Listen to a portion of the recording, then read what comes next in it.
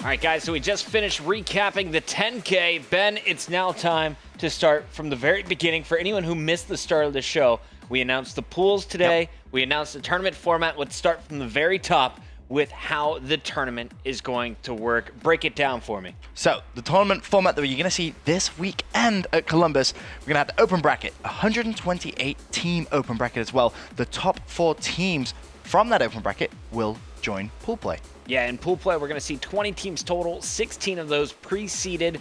We already know who those squads are. There will be 5 teams total per pool in our 4 pools. And of course, that's important because the top 2 are moving into the winner's bracket in our championship bracket. The bottom 3, they're going to be seated differently in the loser's bracket. So if you finish 3rd, you're going to be placed deeper in the loser's bracket than if you finish 5th in your pool. Right, so you have a little bit of an advantage for not finishing last, which makes sense. Yeah, makes sense. No one wants to finish last anyway. But pretty big stuff here. Not only are we going to see the championship bracket, which is going to award the big prizes, but let's get it from the very beginning here. Remember Season 2 for Call of Duty Ghost, we used that tournament as a plan to decide which teams would be featured in Season 3. Now we're doing kind of the same thing. You have 8 teams returning from Season 3 of Call of Duty Ghost into Season 1, which will start immediately after Columbus.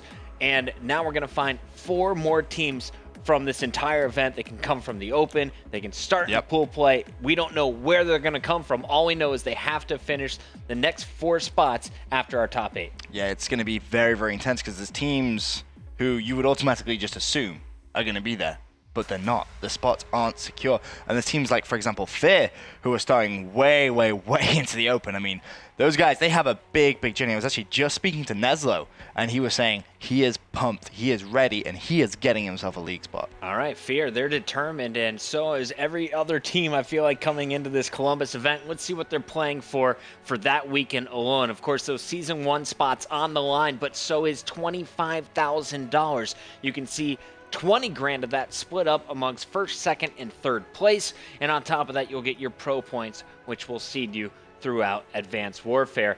But $25,000 prize pool, 4 big spots on the line for Season 1. It's going to be a fantastic event. And Ben, I mean, outside of the prize money, we got to talk about the people who are playing in this. Kick us off. Who officially made it in to our first of the 4 pools? So thanks to, of course, the victory in the 10K, the number 1 seed going into Columbus is going to be Optic Gaming, and you see them at the top of Pool A there. In their pool, they're going to have Team Caliber. Prophecy is going to be joining them, as is STDX eSport. They're going to be in that pool as well.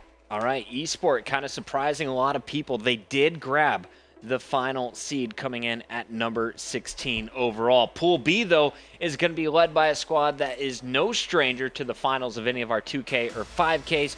Coming in at the top of Pool B, we're going to see Justice. Justice, the number 2 seed overall, is in the pool of death, and they're going to have their hands full. Rise Nation in Pool B. Optic Nation, somehow finishing, I believe it was 10th overall when it comes to pro points, are also going to see automatic reload in here. 4 very high caliber squads. No surprise to see any of these guys in our top 8. And I think, honestly, this is going to be the pool to watch come Columbus Open. Without a shadow of a doubt. All eyes on Pool B.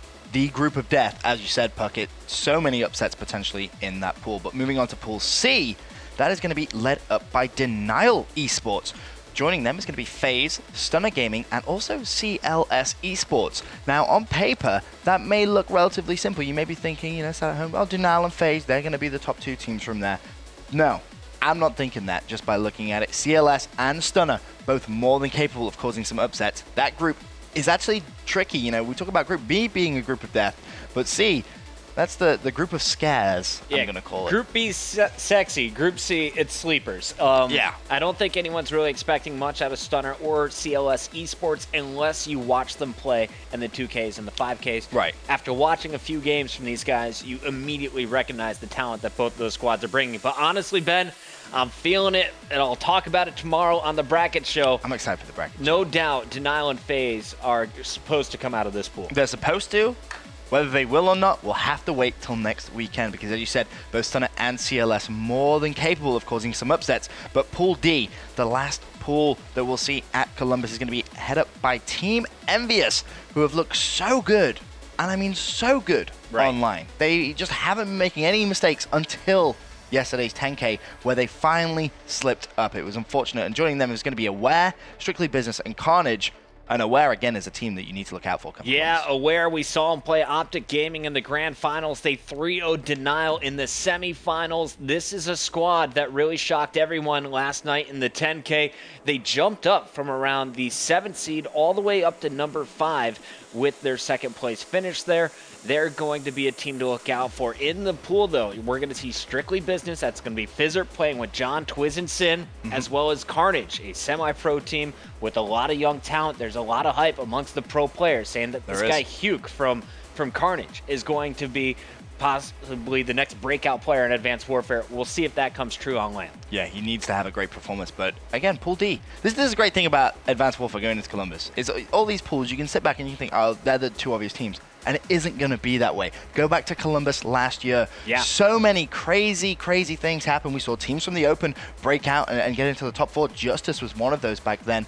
And just upsets are going to happen. So prepare yourselves, because Columbus is going to be one of the best tournaments of the whole year, I think. If you watch the last UMG event where they used pool play, I mean, the top dogs in each pool suffered an early loss to like the number 4 squad in each pool. So will that happen again? I was just on the phone with the commissioner, still trying to sort out all the tiebreaker rules. We're trying to figure out what happens after you tie in your head-to-head, your match record overall, and your games record overall. So I think we'll figure out a way to sort that out. But look at these teams, 16 of them, they're officially been. The next question has to be, though, what are the big-name squads that you expected to make it into pool play who fell just short? You know, there's a fair few of them. I'm not going to lie, but for me, one of the big ones is going to be Noble Impact. Yeah. How they're not in pool play is beyond me. They've been struggling a lot recently, and I mean a lot. And this is a team which already have their Season 1 spot secured. Right. But they're so far behind the game right now compared to other teams, which it really is a concern for me. They need to just pick things up, as well as that Fear. Another team which I honestly, when I saw the quality that they possessed, Dito, I expected them to be there. Neslo, Moho, and Assassin. Like, that's such a quality team that I think they should be in pool play. Wouldn't be surprised to see them manage to make their way all the way through there. We'll see what's going to go on with Elevate. I know another good team. I know Mud Dog and the SYN crew are looking to make a run as well. So a lot of teams in this open bracket. We're still waiting to find out what are the final seeds. Guys, remember, you have a few more days to earn pro points if you're in the open bracket. Our pools are seeded, but it's not until Wednesday that we're going to lock in our open bracket so you can play in tonight's 250 tournament that starts at 7 p.m. $2,000 guaranteed prize money thanks to our friends at Expendables 3. The DVD comes out tomorrow to help, party and celebrate that launch. We're going to have a $2,000 prize pool in tonight's 250 and in tomorrow's as well as Wednesday. So much money to potentially win, and the pro points as well. If you're going to be at Columbus, they're so important, and just utilize the next 2 days. You may as well, right? Well, we talked about the pools. Let's show you the schedule.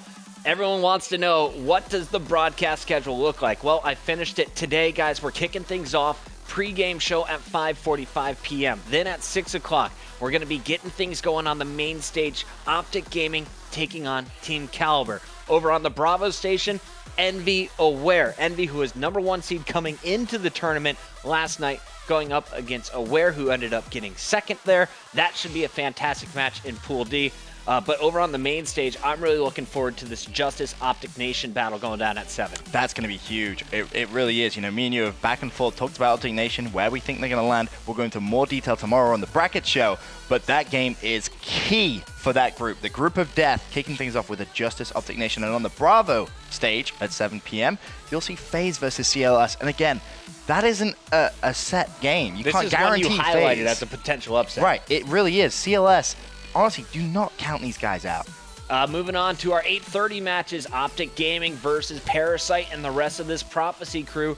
Can Ricky, Parasite, and the boys get it going to pull off a major upset? Prophecy coming in with the 9 seed going up against number 1 there. And then over on Bravo, Envy is back this time going up against Fizzard in Strictly Business. Before our 10 o'clock matches, I think the match of the night is going down on the main stage at 10 p.m. Eastern. Denial versus FaZe. This should be a slugfest. The way these two teams match up on paper, I feel like you can draw equal comparisons to each player on both sides. And Justice, Rise, Nation, those 10 o'clock matches are going down to the wire. Both I expect to go to Game 5. Yeah, I completely agree. All the games for Friday are going to be insane. And of course, Saturday starts at 10 a.m. Eastern.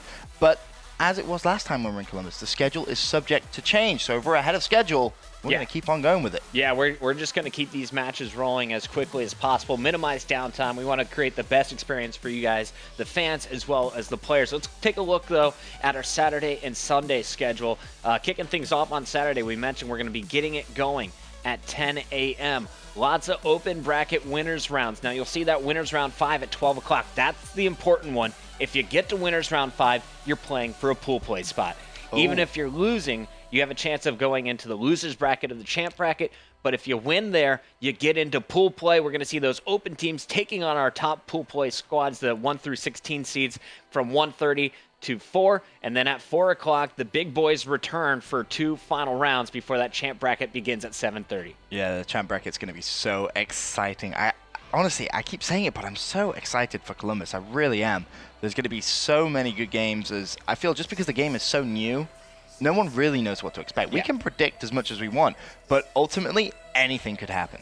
And Saturday is only going to lead into Championship Sunday.